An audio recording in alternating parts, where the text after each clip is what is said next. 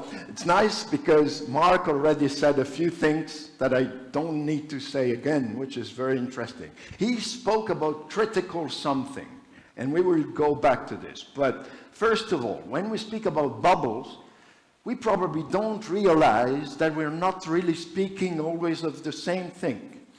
Actually, we're talking about nanobubbles, micronuclei, microbubbles, bubble seeds, gas-containing microparticles, or autochthonous bubbles that can just form in the tissues, in situ, or de novo, or ex novo. Those are the same bubbles. But then you have the circulating bubbles, gas emboli, venous gas emboli, vascular gas emboli, and then, of course, gas-containing microparticles, because we'll find out that those are actually something we were not thinking of a few years ago. And we are also calling these ones here, we're calling them also second-generation micronuclei, something we never thought of before 5 or 6 years ago.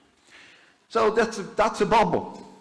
Finally, we see one. Good.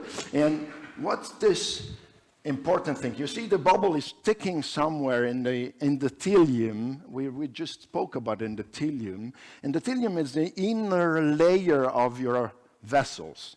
And this inner layer of your vessels can be more or less, let's say, impaired during diving by two different things. It can be a bit stiffer after a dive because of oxygen partial pressure, but also it can be more or less scraped by bubbles. And what happens here, those bubbles are waiting there to be dislodged and then to be circulating and scraping the other part of the endothelium. But as you can see here, they can stick on the endothelium depending on what kind of surface they are on. And this is called hydrophobicity. Some people, hydrophobic means they don't drink water, just beer. So this means here, hydrophobic, don't like water. And that's, for instance, depending on the angle that you can see here, the angle where the bubble is stitching or sticking on the endothelium. The more is hydrophobic, the more the bubble will stick, the bigger volume it can stand before being dislodged by the force or the circulating flow, because it can just stick longer. Easy to understand. So the more hydrophobic phase you have, the bigger the bubble will be when we will be dislodged. This is something we didn't know before 2018, more or less. Now, we have seen how bubbles are forming, they are desaturating, exhaled, and so on. But this is something we don't know very often.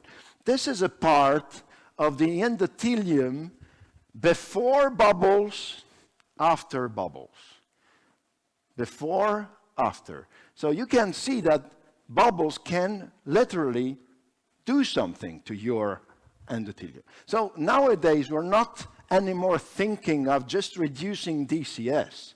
We are thinking to reduce the number of bubbles, because we learn now that bubbles in your bloodstream are not just nice, soft little things. They are really stones just going through your veins or even arteries. So we do like, I'm not telling you that diving is not good for you. I'm telling you that we need to reduce what we call decompression stress, because whatever we want, there is a stress after decompression. And this is normal endothelium here on the left side, normal, and then you can see some stains and some scraps after bubble can pass. Those were pigs.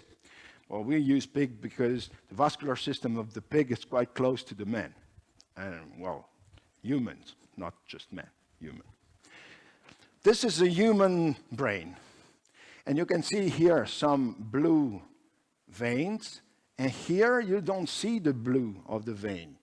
Why? Because this is a diver with a huge DCS, cerebral DCS. This is post-mortem, of course. But you can see that bubbles can reach huge dimensions. Here, it's full of air or nitrogen, but nevertheless gas. Okay.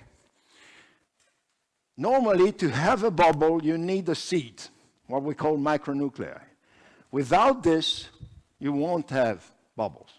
A few years ago, we used prawns, and we called them swatch prawns. Why swatch? Because swatch was one of the watches that you could see through. The first one they built up was transparent. And this is a bubble under the skin of the prawn, because you can see through this prawn. So it's very interesting to let bubble grow into those prawns. But to have bubbles into those little shrimps, you need to decompress them very fast. But what has been done, those guys has been decompressed very fast, counting the number of bubbles that you could see under the skin. And then what they did, they compress the beast very fast to 10 atmospheres. Then they came back to the normal dive depth, and they waited for the saturation time and decompressed them. And what happened is this. The first time they just compressed to 30 meters, something like that, waiting for 20 minutes, and then re-decompressed, and you see a lot of bubbles. Compressing very fast to 10 atmospheres, coming back to 30 meters, stay 20 minutes, re-decompress, much less bubbles. Same time of compression, decompression, same saturation. What happened there? What happened was that micronuclei have been crushed by pressure. And so less micronuclei for the same saturation gives you less bubbles. Because without nuclei, you hardly have bubbles. I will show another mechanism in diving. This is what we call flow-mediated dilation. Just consider this means that after a dive, your arteries or veins or vascular system is a bit stiffer than before. Just this. So we are looking at two different ways to reduce decompression stress. One is status of your arteries and vein, and one is the number of bubbles. So both of them are part of the same equation. So this has been published in 2018, so long ago already. And we just looked at different divers that were doing exactly the same dive in a pool, controlled pool, at 34 meters for 20 minutes. And we found out that there were patterns. So some divers were bubbling not that much in the beginning, starting to bubble a bit later, and then coming back. Others were bubbling a lot in the beginning and then just reducing the number of bubbles. And others were bubbling much less. So those three patterns were more or less this one, because we asked them to do 2 dives in the same. But before saying so, it's not easy at all to do bubble studies for divers, because as we know, we're not always bubbling the same way. But we found 14 divers, after having tested something like 100 divers, 14 that were strictly bubbling always the same way for the same dive. So they were our friends, because those guys were the perfect guys that we were looking at to understand how to change the bubbling pattern.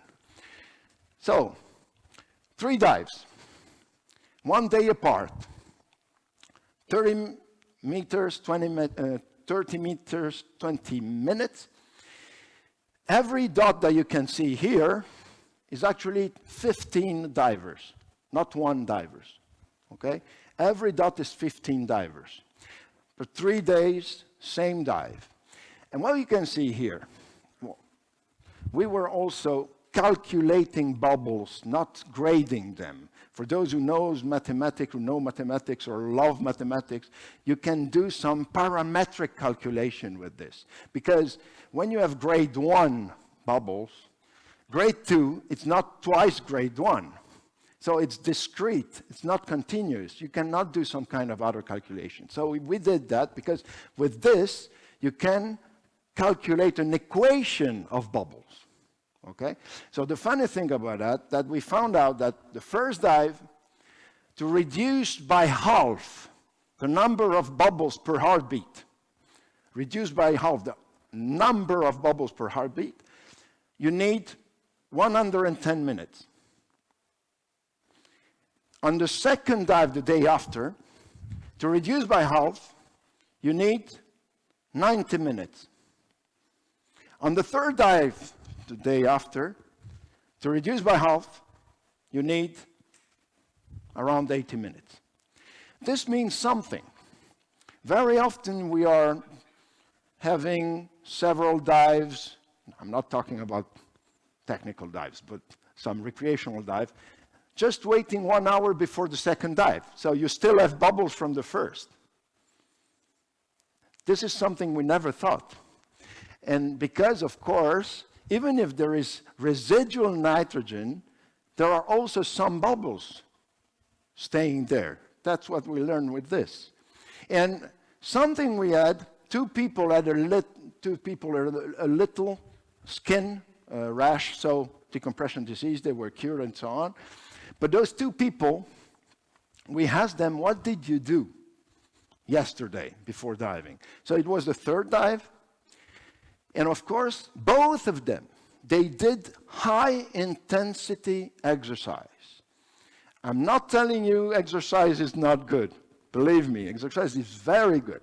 The problem is when you do very high intensity, you have an inflammatory state, a cytokine storm, but not a so big one, but nevertheless, cytokine are microparticles that are released, and those microparticles, I told you, can be considered as second-generation micronuclei. They can supersaturate, they can be bubbles if you put some gas with them. This has been already understood by Rana Rieli 2 years ago. Nevertheless, here are bubbles and micronuclei, because micronuclei, nobody really knows how to picture them, because in your body, it's very difficult to find them. So how can you find them? Champagne. This is in Champagne. So you can see, literally, where the bubble is starting to grow before being just released in Champagne. You know what happened right now? We have a problem with Champagne. There is no bubble anymore, or not as much bubbles as 10 years ago in Champagne. Say, what happened? Normally the supersaturation is the same. The problem is that this, you know what this is? It's a little dust coming from what you need to wipe your glass. So those little dusts that stayed into the glass are micronuclei to release gas phases. Nowadays, nobody uses anymore those clothes to wipe, because it's done automatically with the dishwasher. So what they do now, look, they are carving the bottom of the glass nowadays to make sure that you will have some bubbling effect. This is true also with Belgian beers. A lot of Belgian beers producers actually are carving on the bottom of the glass to make sure that bubbles will grow. Otherwise, you don't have enough bubbles. So we understand that to have bubbles, we need micronuclei. So we tried, this is a physics paper that we published in 2018, a second one, and we were literally visualizing the bubbles growing. So we did that with two different tissues. One was fat, and the other one was muscles. And of course, fat is very hydrophobic, and muscle much less. So what happened? We calculate the number of bubbles that were just getting out of the muscles or the other tissue that was grease. And as you can see, in fat, the volume of the bubble that was just dislodging after being, let's say, developed was bigger. Remember why? Hydrophobicity. because fat was keeping the bubble sticked longer.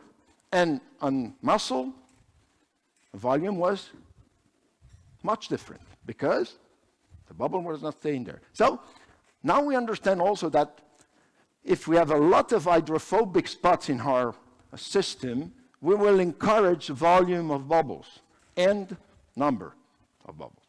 This is an hydrophobic knife.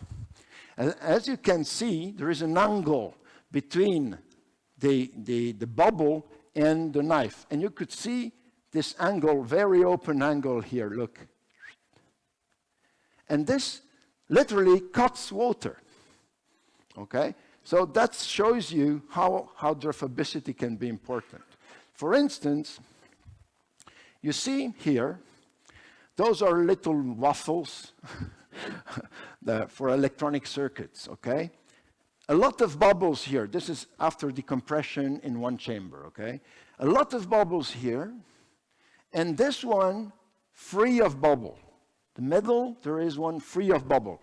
What's the difference? They have been saturated at the same time, desaturated in the same speed, and so on. All of them here have different levels of hydrophobicity.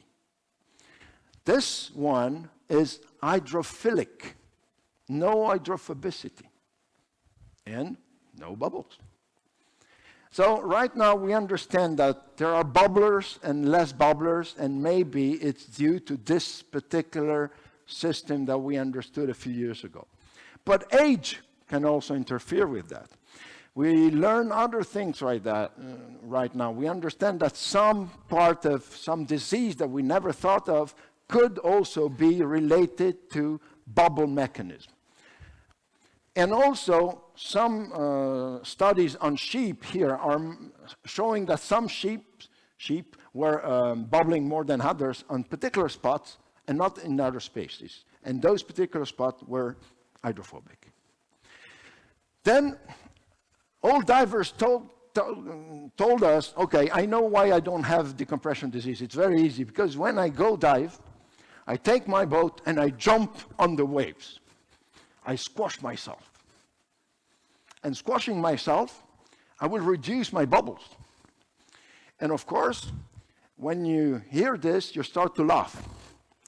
But I always laugh in the first seconds, and then I say, we will try. And we tried. So we put divers before diving on vibrating mats here. And we make them vibrated during 20 minutes before diving. And we saw a clear reduction of bubbles after diving. We asked to do that to other people in the French army blindly. We just said, do that and let us know what happens. And they had the same results, and we published that in 2009, so a long time ago. Then we said, okay, why don't we try to see which is better? Vibration, because vibration, actually, what does it do? It actually take off mechanically some micronuclei. So you have less seeds to increase the bubbles. And we said, okay, why don't we give oxygen to the divers? Let them dive, see how many bubbles are there, or we'll let them being vibrating before diving, or both, giving oxygen during vibration. So those are the guys, you know. They were receiving oxygen here during vibration on the mat. And so what happened? One is more on supersaturation or denitrogenation, giving oxygen. The other one is more on mechanical dislodging of micronuclei, vibration. And one is both. And the winner is vibration. The winner is vibration. This paper is for free in the internet. You can find it very easily. Why? Oxygen will, of course, then nitrogenate, but since we are counting bubbles, the endpoint, they need to be produced. So you need micronuclei. And oxygen and vibration they had the lesser effect. Of course, there is vasoconstriction with oxygen, so you can dislodge maybe less micronuclei. So, here are some bubbles, some nice bubbles, tiny bubbles. There. The right part of the screen, the left part of the screen actually is the right part of the heart. And if you look at what kind of dive was done, maybe a lot of divers or technical divers will say, okay, this is something I'll do as well very easily. And normally, you should not have, if this was just saturation related, you should not have as many bubbles. Remember with M value, then we started to say, okay, maybe there is genetics right there. So we took some rats, and we published that in 2016, 2017. We took some rats, we asked them to reproduce themselves. They do that very easily. Then we decompress those rats, and we took the survivors. So the one without symptoms and without any damage. And we asked them very gently to reproduce themselves. And they did that. So on generation number 1, those were the survivors. On generation 2, here are the females, here are the males. And as you can see here, the female learned a lot on the first generation. So they were very good to survive on decompression, but the males, no, they didn't understand anything. But at the third generation, female were still increasing, and male, poof, in one generation, they just recover. The only thing we can say with this is that if there is something, it might be on the X chromosome. That's the only thing we can say. We still published a paper in 2020 or 21, I don't know, not long ago, on the 6th generation of rats. And still it was working. But we understood, so you see, they were still increasing the DCS frequency after the 6th generation. We don't know what happened here. There was a slight increase and then a decrease. We don't know why, but nevertheless. Now we are measuring a bit more on the genetic part, and maybe there is something. But what we learn is actually decompression disease, it's quite complicated. I won't go through this, but it's a lot of different things. And for instance, inflammation, we know today that inflammation, reactions to inflammation with female and with males, it's totally different. When I say totally, not really totally, but there is a big difference. So we learn for that as well. Of course, how many undeserved DCS, but what does that mean? Nothing. We don't know, because we just learned what is DCS right now. So what happened is actually, let's go back to M values or to DC or gradient factor. So this is something you can find for free in the internet as well. It's a real scientific paper, but it's for free. It's open access. So look at this distribution. So those are around 20,000 dives. And we calculate the M value, let's put it that way, or the gradient factor high for every of those divers. And as you can see, the DCS, we have 362 DCS here. If I take the gradient factor during DCS, I have 0.75, 79, okay? And if I take the average gradient factor or M value that you can find with other dives, it's 62. But if I look, so that's the median. So median saturation maximal gradient is 79, 0.79, 79% as you want. But you have some decompression at 0.38. It should not happen, but it happens. And some of them, at the end, it's 1.15. So this is more or less deserved, but nevertheless. You see, our calculation right now should be more conservative. So we also had a paper last week on deep dives on rebreather 120 meters, and we found out that there is a little reduction in a ventilatory system, which is actually not too bad, but at least we could measure that. And we know that we found the same thing last year on warm diving with CCR with 1.4 set point of oxygen, but there was no real difference in DNA damage with air or CCR, which is good for us to understand.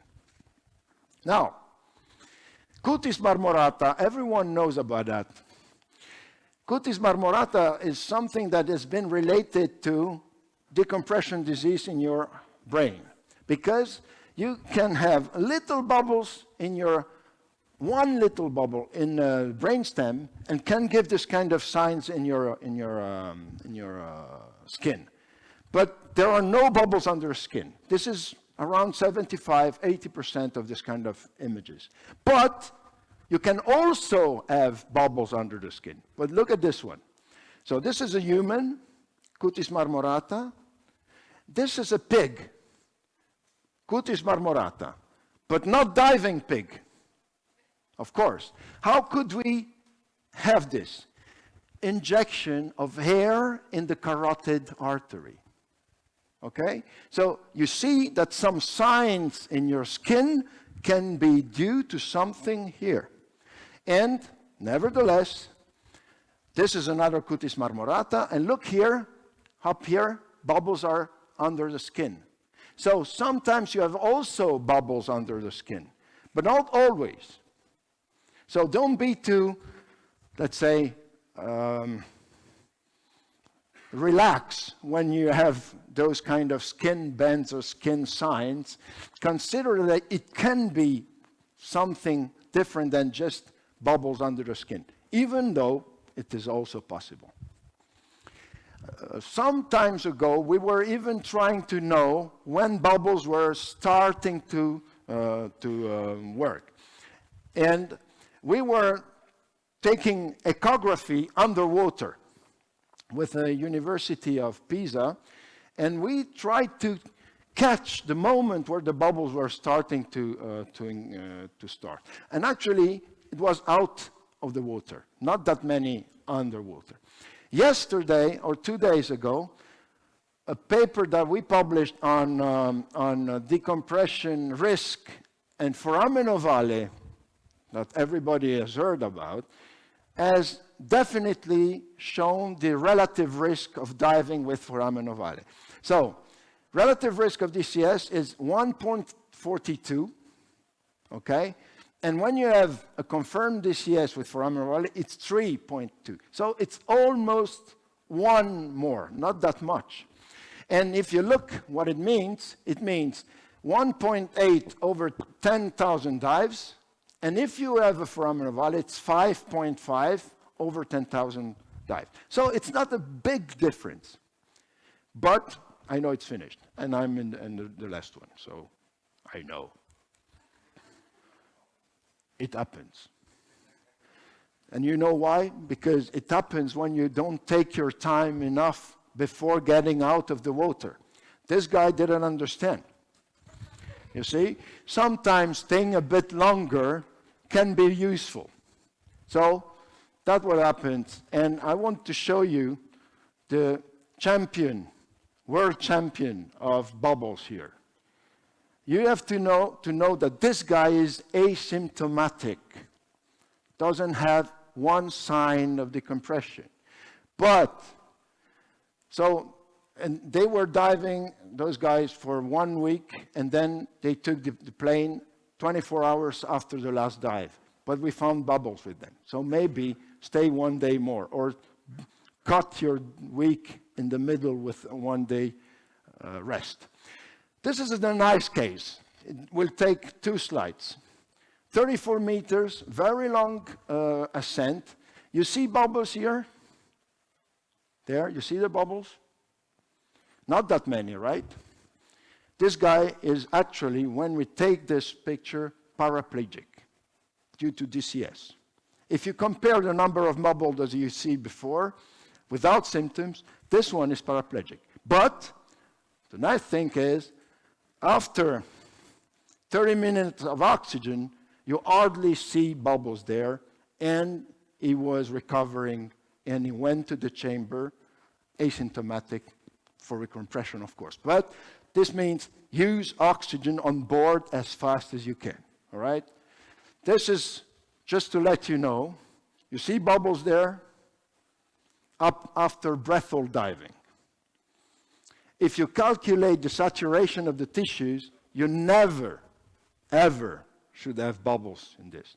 But you have nice bubbles after, that was 4 dives at 42 meters, 5 minutes in between. Last thing that we just measured, and just to finish with that, we are now understanding that breathing with your nose can overcome this endothelial dysfunction that you find in diving. We are still working on that, but it means that nasal breathing can be something useful also for diving. And thank you very much. Thank you so much.